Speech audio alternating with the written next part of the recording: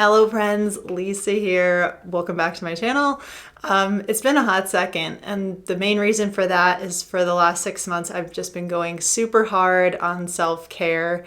I've really changed my approach to self-care, and the reason for that was back in July I got diagnosed with anemia, and that was like a huge wake-up call to me that I was not taking good care of myself and there was a lot of room for improvement.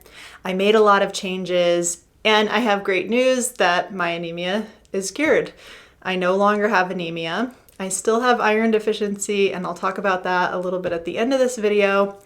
But yeah, I made a lot of changes, and in case anyone else out there is struggling with anemia and not sure what to do, these are things that worked for me. Obviously, you need to work with your doctor and care professionals, but this is what worked for me, and it really did work. And I was actually shocked.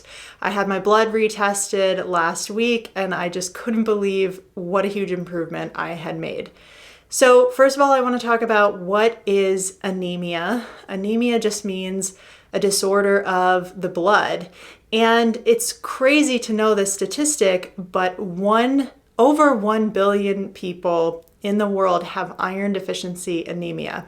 And that's the type of anemia I had. So iron deficiency anemia means that you're not getting enough iron in your diet.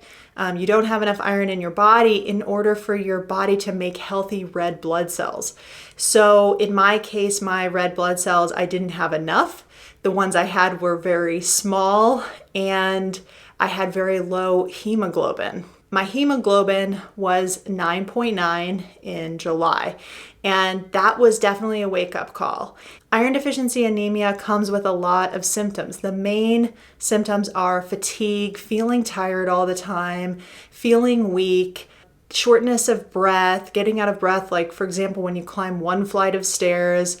You can have chest pain, heart palpitations, paleness, hair loss. Because your red blood cells are what carry oxygen throughout your body, really every or any part of your body can be affected by this disorder because you are not getting enough oxygen. And I've heard it described as suffocating from the inside, which is a truly terrible idea, but that's what it is. And that's why it's so important to address it. So when I had my blood retested now in January, after 6 months, my hemoglobin has now gone up to 13.6, which is a huge improvement. It's now in the normal range, and all my other blood count numbers were like all normal. So the size of my red blood cells was normal, the quantity was normal, and what a relief all that is. So these were the changes that I made, and the first one we have to start with is supplementation. And I didn't go super hard on iron supplementation. A lot of people take very large doses, and I didn't. So this is, again, just what personally worked for me, and everyone's going to be different. So it's important to remember that.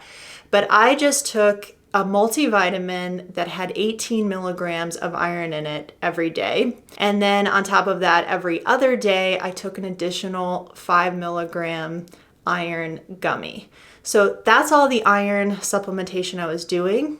I also did 500 milligrams of vitamin C every day, and I also did 2,000 IU of vitamin D3, because I also had borderline vitamin D deficiency, which has improved as well. So that's all the supplementation that I did, and that may have been 80 to 90% of the solution, but I made a lot of other changes too, and I think it's really important to talk about those because it's not just about supplementation, it's about giving your body the best opportunity to just heal in general. When you have a chronic illness like this, your body is in a state where it is desperate to heal, and you might not be giving it all the tools it needs to heal.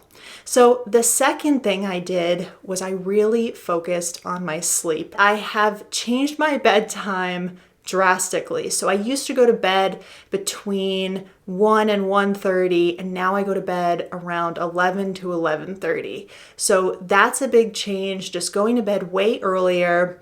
I kind of shut down my life a little bit earlier, around 8, 9 p.m., and then I have some unwind time. And that's really, really improved my sleep. I was getting maybe about 6.5 to 7 hours of sleep before, and now I'm getting around 8 hours.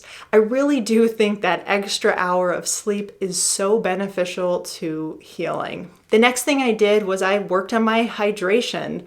Hydration is super important, and a hydrated life is a good life.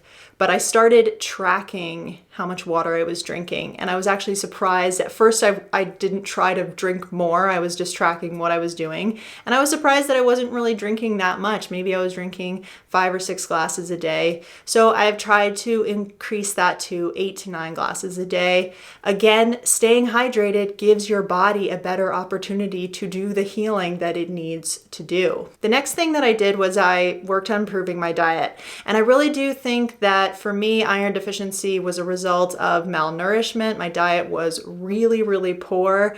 I am not exaggerating when I say I would go weeks at a time without eating basically any protein or fruits and vegetables. So again, what I did was just focusing on getting more fruits and vegetables and more protein. I aimed for 5 servings of fruits and vegetables a day and 5 servings of protein a day. But I would say most days I was hitting about 3 servings of each. Again, I tracked all of this, so I had all the data, what I was doing, and month over month I could see trends and improvements or when I started struggling, and that was really, really helpful to have the data. So every day I wrote down how many servings of fruits and vegetables I had and how many servings of protein I had. Again, I set a goal of 5 of each per day, and even though I wasn't reaching it, it was still a huge improvement over what I was eating before. And again, I just noticed the benefits of improving my diet in like every aspect of my life and my health, my energy level, my digestion, lots of improvement everywhere. Once again, I think I gave my body more of an opportunity to heal by eating a nutritious diet. It didn't have to work so hard to just maintain natural processes on basically a starvation diet that I was on before. So I think that was really helpful. On top of that, I did start to incorporate more iron-rich foods in my diet. The foods that I focused on were quinoa, which is also great for digestion, red meat, and I was doing a lot of grass-fed ground beef, and I still am, eggs, and spinach. So those were the iron-rich foods that I started to incorporate in my diet. And finally, I moderated on exercise. So I may have been going too hard on exercise, on too little food and not enough hydration and all of this other stuff.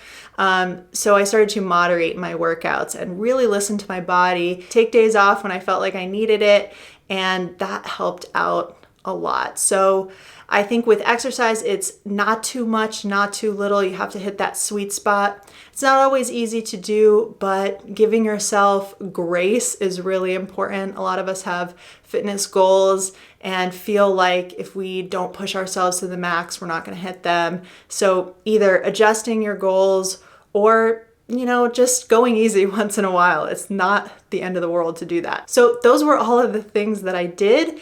And I'm just very, very excited to have this anemia in the past. But I also know that I have to keep doing all of those things to stay in this healthy state. Now, all that being said, I still do have iron deficiency. Over 1 billion people have iron deficiency anemia in this world. But another 2 billion have iron deficiency without anemia, which is now the condition or state that I'm in. I still have iron deficiency. My plan for dealing with that going forward is I'm going to talk to my doctor. I have an appointment scheduled for next month, and I'm going to see what steps need to be taken. But my iron did improve. Despite it still being low, it still improved a lot. And for those of you who are curious in the numbers, I will just put them right here. And yes, again, it's still low, but it has improved to the point where I'm very happy with what it is now. But anyways, that's what I wanted to share with you today. I hope you're all doing well, staying healthy, and maybe this video will help somebody out there. That's why I'm making it. So yeah, take care, be well, and I'll talk to you all super soon. Bye.